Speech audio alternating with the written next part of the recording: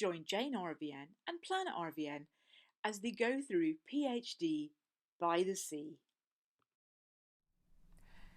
Hey everyone, it's Jane RVN and welcome to a slightly different video this time round. As some of you may know, I am making a slight career diversion and I'm doing a PhD into the history of veterinary legislation in the UK. I did a first degree in history way before going into vet nursing, so it kind of feels like everything's come together rather wonderfully and I'm really enjoying it. Today I am in the Special Collections room. There is a massive archive of cartoons here at the University of Kent, so hence the figures watching me. And Special Collections is a place where books that are very fragile and need special care are. And I found some really interesting stuff here in Special Collections that could help. First of all, I will introduce you to my book sofa.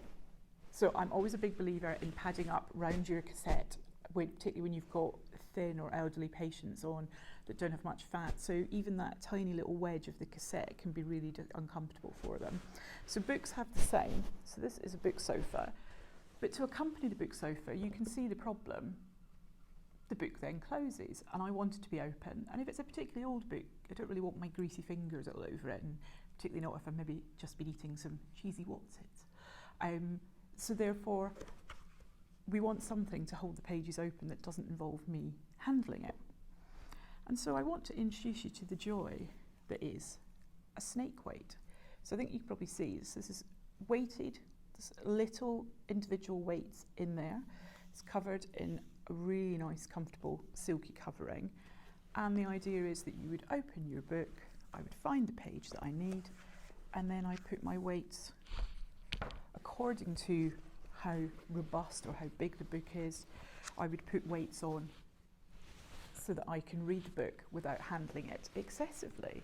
And these weights, rather like our sandbags, come in a variety of different sizes. This one's slimmer and definitely a little bit lighter. Then a tiny little one that would be really good for very frail documents. And you can use these on flat documents as well, on a paper.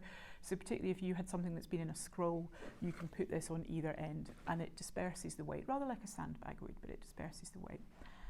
And it might sound really silly, but it did get me thinking about, are there more gentle ways that we can help restrain some of our patients? But it did make me wonder, have we got potentially a way that we could have padding on either side, like the book sofa? We don't necessarily need it fully in the middle because he needs to connect with the cassette. But actually, for a patient of this size, are these actually more suitable for a nice VD picture than big sandbags? In history terms, we call these items boundary objects. So they're objects that can be used in one profession but may well be utilised in another. And in the history of the veterinary profession, there are a number of boundary objects that are really interesting, but this really isn't one of them for history. This is for now. You could also make these waterproof an awful lot easier than you can do with sandbags, and they're definitely more flexible and they're not going to leak sand everywhere. So it's just an idea of something that I found in my little crossover world between history and veterinary, is that we have padding, we have restraints, and we might have ways to be a little bit kinder to our smaller patients. Thanks for watching. Thanks for watching. Join me on Instagram, Facebook and Twitter and janervn.com for more.